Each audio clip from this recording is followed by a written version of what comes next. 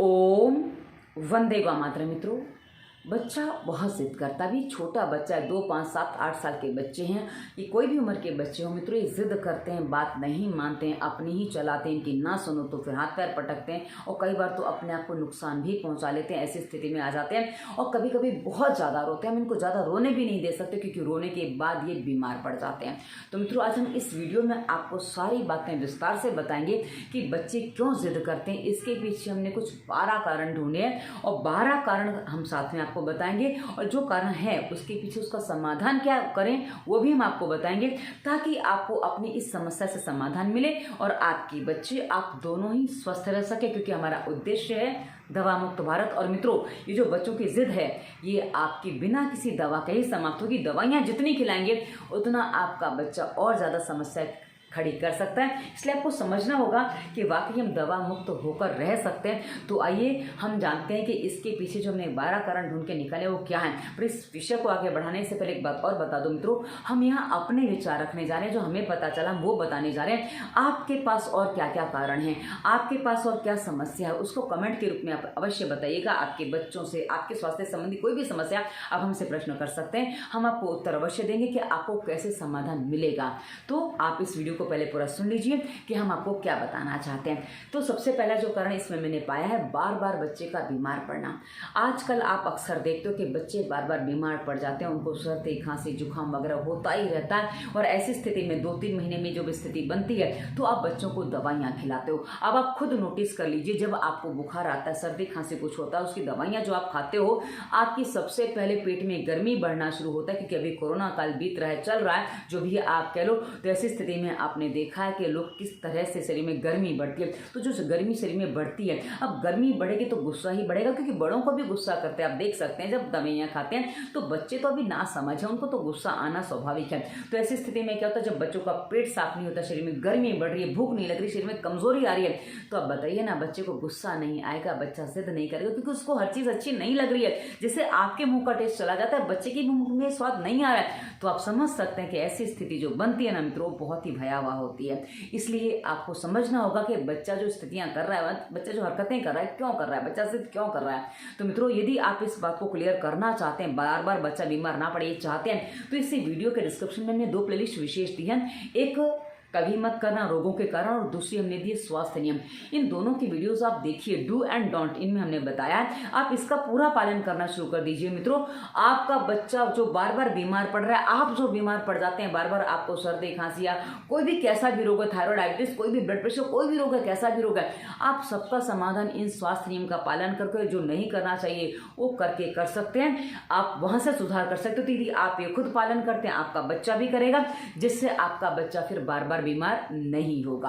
अब मित्रों, दूसरा कारण जो मैंने बड़ा पाया ना, उसमें है अनुचित लाड़ प्यार और उनकी हर सुविधाएं देना। मतलब हम जो बच्चों को बहुत ज्यादा प्रेम करते हैं, हम सोचते हैं हमारे बच्चों को तकलीफें कम से कम हो, तो ऐसी स्थिति में क्या है, हम अपने बच्चों को सब सुविधाएं देते हैं। जब हम बच्चों को बहुत सारी सुविधाएं देते हैं ना मित्रों, तो बच्चों को कुछ बातें ऐसी होती हैं कि वो समझ ही नहीं पाते कि इसके बिना भी रहा जा सकता है। और बच्चों को जब चीज नहीं मिलती है, जैसे अब आपने बच्चे को सुविधा देके बच्चे को एसी में रहने की आदत डाल दी है, तो अब बच्चे को एसी में रहने की आदत पड़ गई है। अब आप कहीं जा रहे हो, आपको वहां एसी नहीं मिल रहा है, आप गांव में गए हो, कहीं वहां एसी नहीं है, तो आपका बच्चा परेशान हो रहा है, क्योंकि आपने एसी की आदत डाल दी तो बच्चे को नहीं मिल रहा है। तो आपका जो अनुचित लाड़ प्यार है, अनुचित जो सुविधाएं आप दे देते हो ना, इसमें कई बार क्या होता है कि बच्चा उसका आदी हो जाता है, और जब उसको चीज नहीं मिलती है तो बच्चा परेशान होता है। तो मित्रों, आप अपने बच्चों को परवरिश ऐसे दीजिए ताकि आपका बच्चा कम सुविधाओं में पलेगा ना मित्रों। जितना वो संघर्ष करना सीखेगा उतना ही उसके अंदर से मजबूत बनेगा।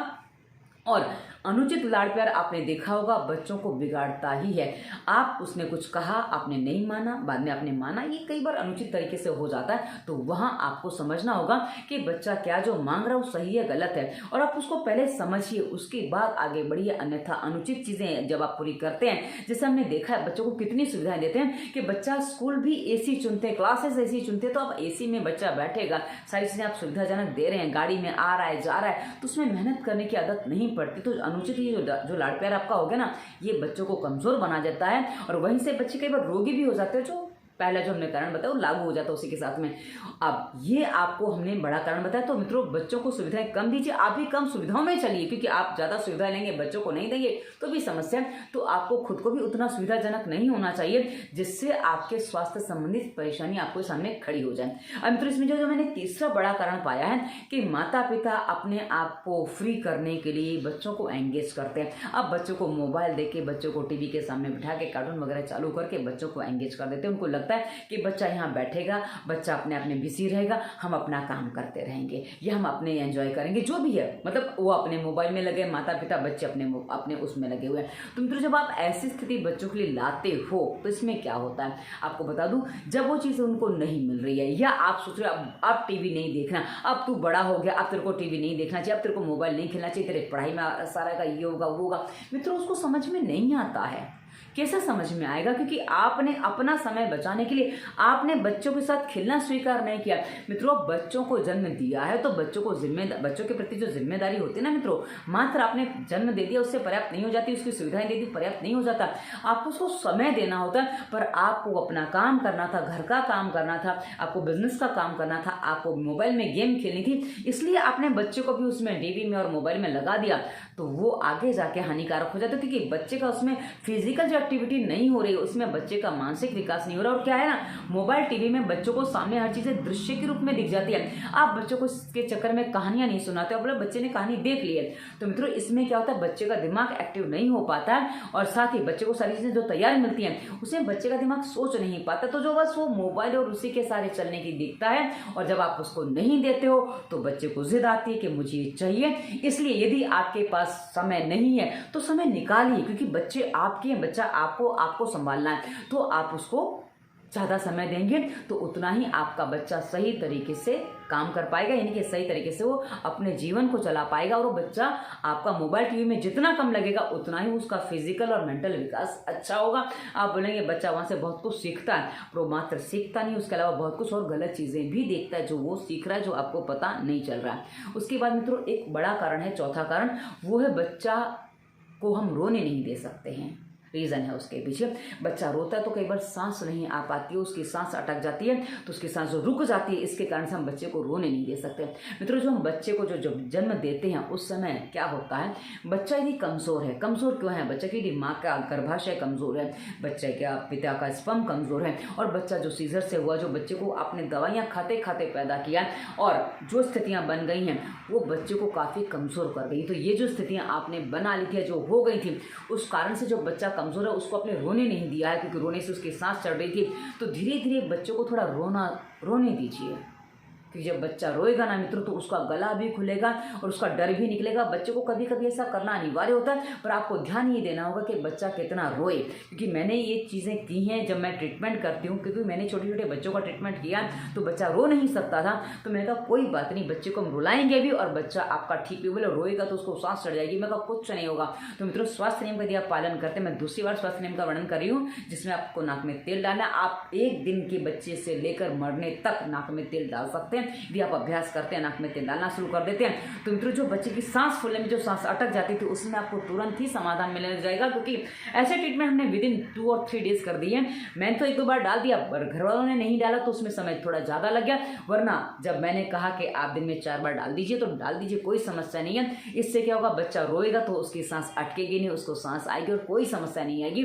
तो यदि आप इतना कर लेते हैं तो बच्चे को आपको जो रोने नहीं दे रहे, इसलिए आपको जिद माननी पड़ जाती है, उसकी हर बात माननी पड़ जाती है, तो अब आपके बच्चे के रोने से आपको कोई समस्या नहीं आएगी। और जहां आप नाक में तेल डालना शुरू करेंगे ना मित्रों, वहीं से आपका बच्चा दूध भी ठीक से पी पाएगा, उसकी सर्दी खांसी जुकाम बुखार का समाधान हो जाएगा।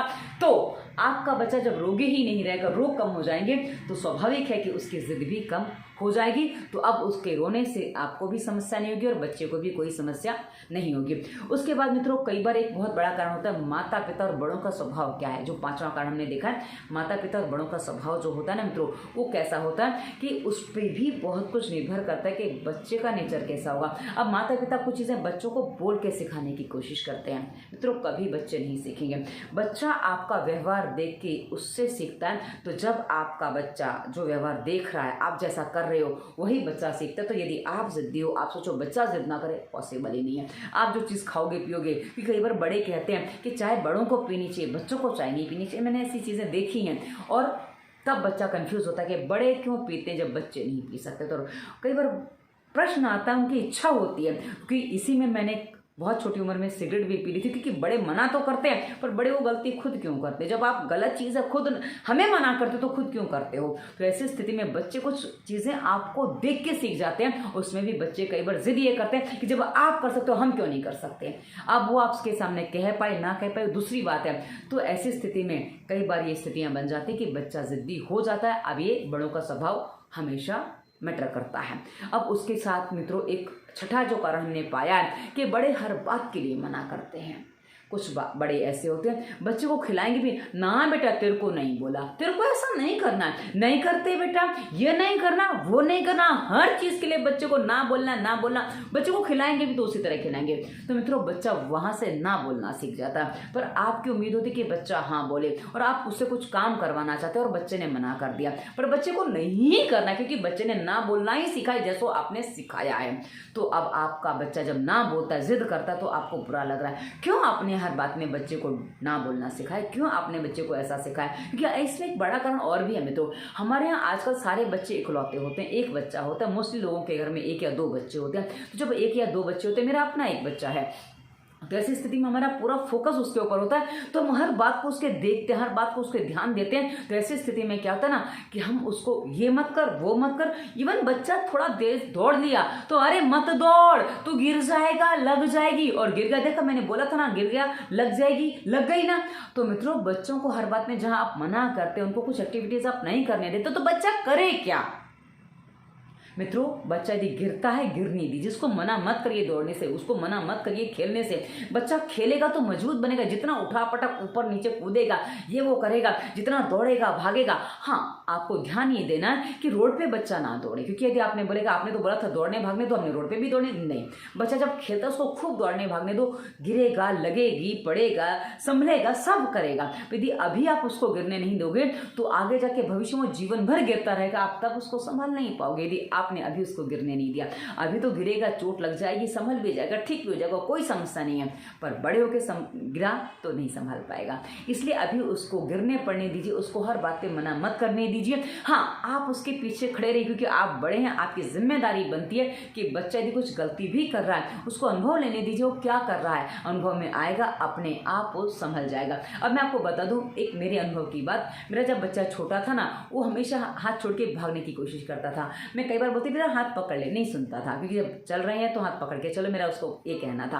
अब क्या हुआ, एक दिन उसको गिर गया, वो जब वो गिर गया मैंने कहा बेटा हाथ पकड़ के चल रहे हो तो नहीं गिरते आप। और उसके बाद उसने देखा मैंने हाथ पकड़ लिया, वो जब वो गिरने को होता है तो मैं उसको टांग लेती थी, ऐसे मतलब उठा लेती थी थोड़ा सा। तो उसको पता चल गया कि माँ का हाथ पकड़ के चलूंगा तो मैं नहीं गिरूंगा। और उसके बाद मित्रों वो हाथ पकड़ गया तो उसको रास्ते में ऐसी पड़ गई कि उसके बाद मैं हाथ छुड़वाती थी तो भी हाथ छोड़ता नहीं है। अभी वो हाथ पकड़ लेता, वो उसका आदत पड़ गई है, अब उसका हाथ मेरे हाथ से बड़ा हो गया, फिर भी वो जब कहीं रोड पे चलेगा तो मेरा हाथ पकड़ लेता। उसकी आदत ऐसी, 20 साल का हो गया, पर फिर भी यदि मेरे साथ चलेगा तो हाथ अपने आप वो पकड़ लेता। रोड पार करना आया, कुछ ऐसा हुआ, अपने आप वो मेरा हाथ पकड़ लेता है और वो उसके साथ रोड पार करता है। तो मतलब ये क्या होता है कि आदत कैसे पड़ जाती है मित्रों, बचपन की आदत अभी भी उसकी नहीं छूटी है। तो ये मैं आपको इसलिए बता रही हूँ ना कि हमें बच्चों को कई बार कुछ चीजें होने के बाद सिखाना पड़ता है कि बेटा इसका परिणाम ये हो सकता था, इसलिए मैं आपको ये बात कह रही हूँ। तब बच्चा समझ पाता है, क्योंकि हम खुद, हमें कोई बता दे कि बेटा ये गलत है, बड़े बताते, कोई आसपास वाला बताए कि गलत है ऐसा मत करो, हम नहीं समझ पाते जब तक हमारे अनुभव में वो चीज़ नहीं आती है। तो बच्चों को भी अनुभव से सीखने की अभ्यास होते, वो भी करना चाहते हो तो उनको सीखने दीजिए। तो ये आपको समझ में आना चाहिए कि हमें हर बात पे बच्चों को मना नहीं करना। उसके बाद मित्रों सातवां जो कारण मैंने पाया ना कि बच्चों को हर बात में डराना। हम ना भी बोलते हैं और बच्चे ने ना बोले से नहीं माना तो देख बहू आ जाएगा, हाउ आ जाएगा, और हम उसको हर चीज़ से डरा देते हैं। तो छोटा सा बच्चा जो हर चीज़ से डरता है, एक बार मेरे पड़ोसी का बच्चा मेरे घर में आया, उसकी मैंने उसको बहू से डरा रखा है। बहू क्या होता है पता नहीं, पर बहू होता है कुछ। तो वो बच्चा मैंने घर में एक मेरे टब में तरबूज डाल रखा था, तरबूज को पानी में डाल के मैं ठंडा कर रही थी ताकि नॉर्मल आ जाए, उसके बाद मुझे खाना था। तो उसने देखा बुआ सा बहू है, मैं कहा नहीं बेटा बहू नहीं। मैंने उसको हाथ लगाया, तरबूज डुबा दिया, देखो हाथ का लगा के देखो, उसको हाथ लगाया, पता चला। वही मित्रों एक मेरी सहेली है, बहुत अच्छा मतलब सहेली नहीं कहूँगी पर हाँ मेरे परिचित है, तो उसका बच्चा कुकर की सीटी से डरता था। उसने क्या किया, अपने बच्चे को कुकर के सामने ले जाके रखा और उसने जोर से अपने बच्चे को पकड़ के रखा, कंधे से लगा के रखा और उसके सामने हंसती रही और कुकर में सीटी बजने दी। तो बच्चे का डर निकल गया। बच्चे का डर निकालिए ना कि बच्चे को डराइए। जितना आप बच्चे का डर निकाल देंगे उतना ही बच्चा खुल के जी पाएगा। जितना बच्चा खुल के जिएगा, थोड़ी मस्ती करेगा, पर हाँ खुल के जीना बच्चा सीखेगा तो बच्चा चिड़चिड़ नहीं करेगा, जिद नहीं करेगा। ये बच्चों की जिद का बहुत बड़ा कारण बनता है कि हर चीज़ से वो डर रहा है, कहीं जा नहीं पा रहा, अंधेरे में नहीं जा सकता, ये नहीं कर सकता, वो नहीं कर सकता। तो आप उसको ऐसा मत करिए ताकि बच्चा आपका जिद्दी ना बने। तो ये हमने आपको 7वां कारण बताया। अब 8वें कारण पे बात करते हैं मित्रों कि आप जो बच्चों को क्रिएटिव क्लासों में डालते हो। मित्रों आप कहते हो कई बार, क्योंकि मैंने पेरेंट्स से बात की तो बोले उसकी इच्छा है ड्राइंग क्लास में जाना, वो ड्राइंग करना उसको पसंद है, उसको स्विमिंग करना पसंद है, इसलिए मैंने उसको क्लास में डाला है। मित्रों एक बात समझ लीजिए, जब तक आप कोई भी काम अपने मन से करते हैं, अपनी इच्छा से करते हैं, मतलब कभी भी आप करते, कभी भी आप नहीं करते हैं। मतलब आज मेरा मन हुआ तो मैंने ड्राइंग कर ली और उसके बाद मेरा 10 दिन मन नहीं हुआ तो मैंने नहीं की, और उसके बाद 11वें दिन मन हुआ, 12वें दिन मन हुआ, मैंने लगातार ड्राइंग 2-4 दिन कर डाली, पर फिर मन नहीं हुआ तो मैंने नहीं किया। तो ये मेरे मन की बात है, मेरा मन हुआ मैंने किया, नहीं मन हुआ नहीं किया। जब आप उसको क्लास में डाल दे तो उसको कंपल्सरी उस क्लास में जाना पड़ता है, क्योंकि फीस भरी है, क्लास मिस होगा तो आओ सही नहीं होगा। तो ऐसी स्थिति में बच्चे का मन हो ना हो वो बच्चा नहीं कर पाता है, क्योंकि जिस दिन मन नहीं है बच्चा नहीं जाना चाहता है, पर आप क्लास के पैसे भरते तो जाना तो पड़ेगा बेटा। तो कई बार पेरेंट्स ऐसा करते हैं। तो आप बच्चे को कुछ करने में इंटरेस्ट है तो उसको करने दीजिए, बट उसको क्लास वगैरह में मत डालिए, कि उसकी अपनी इच्छा से उसको करने दीजिए, ताकि उसके अंदर की जो चीज़ें ना उसकी उभर के सामने आए। यदि आप वो नहीं होने देते हैं, कंपल्सरी में क्लास वगैरह लगा देते, तो वो समस्या कर देता है। अगला कारण जो हमने पाया मित्रों, उसके बाद 9वां कारण कि बच्चों को जब छोटा शिशु होता है ना, हम उसको कभी कभी बच्चे का हाथ चलता है गलत तरीके से, बच्चा उस समय कुछ हरकतें करता है, कुछ ऐसी हरकतें करता है जो सही नहीं है। ध्यान से समझिएगा, जो हरकतें सही नहीं हो ऐसी हरकतें करता, आप उसको स्वीकार कर ले तो आप उस हरकत पे हंसते हो। कई बार बड़े ऐसी गलती करते हैं कि बच्चा कुछ कर रहा है, आपको लग रहा है मस्ती कर रहा है, आप हंसते हो, तो बच्चे को लगता है कि करने में कोई बुराई नहीं है, पर आप वो थोड़ा वो बड़ा हो गया है तो अब आप उसको मना करें तो उसको समझ में नहीं आता है कि मुझे क्या करना, तब क्यों मना नहीं कि आप क्यों मना कर रहे हो। तो जैसे अक्सर आपने देखो कि बच्चा चट चट उसका हाथ चलता है, तो अब यदि आपने छोटे पे बच्चे को नहीं रोका तो बच्चे को आदत पड़ जाती है, तो बाद में आप उसको रोकने की कोशिश करते तो बच्चे को बुरा लगता है, तो वहाँ से बच्चा थोड़ी सी जिद करता है कि मुझे अब मना क्यों कर रहे हो, पहले मेरे को करते थे तो आप हंसते थे, जब मैं पहले आपको ऐसा करता तो आप हंसते थे, अब क्यों आप मुझे मना कर रहे हो। तो बच्चा नहीं समझ पाता, तो ऐसी स्थिति में बच्चा जिद करता है, ये उसका बहुत बड़ा कारण होता है। और मित्रों उसके बाद जो हमने 10वां कारण पाया, आजकल बच्चों की पढ़ाई का बहुत ज़्यादा प्रेशर है और उसमें करियर बनाने की जो चीज़ें हैं, क्योंकि आजकल सबको नौकरी करनी है, नौकरी देने के लिए कोई तैयार नहीं हो रहा है, हर कोई नौकरी करने के लिए तैयार हो रहा है। तो आपको करियर जो बनाना है उसके लिए बच्चे को जूनियर सीनियर, मतलब बच्चा भी टट्टी पेशाब नहीं बता पा रहा, उससे पहले बच्चे को स्कूल में पहुंचा दो। और जब आप ऐसी स्थिति करते हैं ना मित्रों, बच्चा भी नहीं समझ पा रहा है उसको करियर क्या बनाना है, उसकी पढ़ाई क्या नहीं समझ में आता उसको। और मित्रों हमने पढ़ाई को एंजॉयमेंट नहीं बना, हमने पढ़ाई को जबरदस्ती जो कर दिया, इससे बच्चा पढ़ाई करने में इंटरेस्ट नहीं ले पाता। पढ़ाई को एंजॉय कैसे बने उस पर मैं अलग वीडियो आपको दूंगी।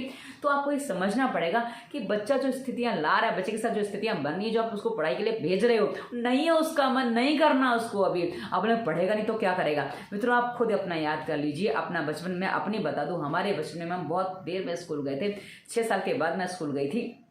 लेकिन आप बोलेंगे आप तो गए थे चल गए, अब नहीं चलेगा। मित्रों कैरियर बनाना क्या है, कैरियर इतनी सी बात है मित्रों, हमने जितने कंपटीशन खड़े कर दिए ये हमने खड़े किए हैं, हमने इतनी प्रतियोगिताएं कर दी, क्योंकि जितनी प्रतियोगिताएं बढ़ेंगी ना मित्रों, उतने ही ट्यूशन क्लास, उतने स्कूलों की डिमांड बढ़ती है और उतने ही उसमें जो कहते हैं ना हायर जो चीज़ें होती हैं वो बढ़ जाती है, जिससे बच्चे रटना तो सीख जाते हैं पर बच्चे ज्ञान नहीं सीख पाते हैं। बच्चे जानकारी तो मिल जाती है पर बच्चे उसको समझ नहीं पाते हैं, और इसलिए जब बच्चे की एग्जाम होती है बच्चे को सब रट के रट्टू तोता की तरह बोल जाएगा, लेकिन एग्जाम के 2 दिन बाद आप कुछ पूछिए बच्चों से पढ़ाई का, उसको कुछ भी याद नहीं होगा। क्यों?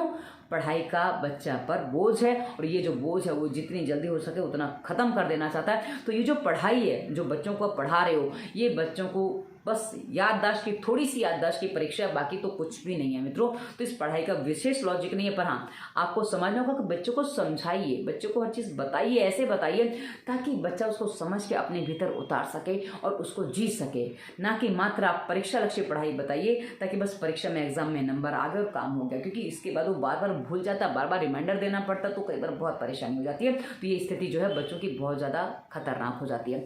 उसके बाद मित्रों कभी कभी चीज़ों की के महत्व की जानकारी नहीं होती बच्चों को। जो हम बच्चों को चीज़ें देते हैं, जैसा कि हमने कहा ना शुरुआत में कि बच्चों की जिद हर जिद आप पूरी कर देते हो, तो बच्चों को महत्व समझाइए कि जो आपको मिल रहा हो कितना महत्वपूर्ण है, कैसे आता है। आजकल बच्चे भोजन बहुत ज़्यादा बर्बाद करते हैं। मित्रों, पिछले दिनों मैंने एक सीरियल अनुपमा सीरियल जो कुछ आ रहा है टीवी पे, कहीं भी आ रहा है, मुझे उसकी विशेष जानकारी नहीं है, उसकी एक छोटी सी क्लिपिंग आई थी, बड़ी अच्छी लगी मुझे कि बच्चों को हमें लंदन पेरिस घुमाने नहीं ले जाना चाहिए। बच्चों को हमें बताना चाहिए कि हमारे किसान कैसे फसल उगाते हैं। आपने टीवी में किसान देखे, वो आपने फिल्मों में जो किसान देखे, खुशहाल किसान देखे, पर रियल में किसान कैसे जीवन जीता है, कैसे क्या करता है, हमें बच्चों को दिखाना चाहिए। बच्चों को हर चीज़ की अहमियत, उसकी महत्व को सिखाएंगे, तब बच्चा उसके महत्व को समझेगा, तो बच्चा अपना जिद करना बंद करेगा, उसको चीज़ों की वैल्यू पता चलेगी। तब हमारे साथ बच्चा, हम जो ना कहते उसका भी रीज़न समझ में आएगा और बच्चा उस बात को समझ पाएगा। ये आपको समझना होगा। उसके बाद मित्रों, एक बहुत बड़ा रीज़न है, जी हाँ, बहुत बड़ा रीज़न है ये, कि जो बच्चा जिद करता है, कि हम कई बार क्या होता है, बच्चे ने हमसे कोई चीज़ मांगी, बच्चों ने बड़ों से कोई चीज़ मांगी, आपने मना किया, नहीं बेटा नहीं मिलेगी, नहीं मिलेगी, नहीं मिलेगी, लेकिन आपको लगा ये बच्चा बहुत जिद कर रहा है, ले मर पकड़। कई बार माता पिता को मैंने ऐसा करते देखा कि शुरुआत में बच्चे की बात नहीं मानेंगे और लास्ट में बच्चा इतना रोएगा, इतना चिल्लाएगा, रास्ते में पसर जाएगा और उसको 2 थप्पड़ मारेंगे, चीज़ भी देंगे, 2 थप्पड़ भी मारेंगे। तो मित्रों, उसको 2 थप्पड़ का असर कुछ नहीं है, वो बच्चा ढीठ हो रहा है आपका। हाँ, उसको चीज़ मिल गई, इसलिए उतना पर्याप्त है कि उसको जो चाहिए था वो मिल गया है, बस उसका काम हो गया। तो मित्रों, यदि बच्चे की बात माननी है, तो यदि आपको लग रहा है कि बच्चे को इस चीज़ की ज़रूरत है, तो उसको बिना मांगे दे दीजिए, बच्चे को मांगने की भी जरूरत ना पड़े। और जो चीज़ नहीं देनी, बच्चा सर पटक ले, नहीं देनी है, और देनी है तो बिना उसके, एक बार उसने कहा आप पकड़ा दीजिए, कभी बच्चा जिद नहीं करेगा। जी हाँ, बच्चे को जिद से बचाना ही सबसे सरल तरीका है कि उसको जो डिमांड है उसकी पूरी एक बार में करिए, और नहीं करनी है तो कुछ भी कर ले, नहीं मिलेगा मतलब नहीं मिलेगा, 2-4 बार होगा, उसके बाद अपने आप बच्चा समझ जाएगा कि मेरे को चीज़ नहीं मिलनी है, तो वो जिद उस तरह से नहीं करेगा। तो मित्रों, ये हमने हमारे पास जो कारण थे बच्चे के जिद करने के पीछे के, हमने वो कारण दिए। वीडियो काफ़ी लंबा हो गया, इस वीडियो के डिस्क्रिप्शन को आप एक बार चेक करिएगा, हमने बहुत सारे वीडियोस दिए हैं, आप एक बार लिंक चेक करेंगे, आपको अपनी समस्या के अनुसार काफ़ी वीडियोस मिल सकते हैं, जिसका आप पालन करके अपने रोगों को भी ठीक कर सकते हैं। उसके आगे हमने इंस्टाग्राम, फेसबुक का लिंक दिया है, जहाँ बहुत सारे मोटिवेशनल थॉट्स देते हैं जो आपको जीवन जीने में सहायता देते हैं। और साथ ही अंत में हमने नंबर भी दिया, नंबर हमने अंत में इसलिए दिया ताकि यदि आपको कंसल्टेंसी करनी है, आपको हमसे बात करनी है, तो हमसे वो भी कर सकते हैं। पर कंसल्टेंसी की फीस होती है, आपको पता होना चाहिए। पहले आप समस्या व्हाट्सएप करके बता सकते हैं, वीडियो के माध्यम से समाधान होगा, हम आपको भी बता देंगे। और उसके अलावा यदि आपको बात करनी है तो वो भी कर सकते हैं। तो ये वीडियो आपको कैसा लगा, विषय बताइएगा। धन्यवाद। वंदे मातरम।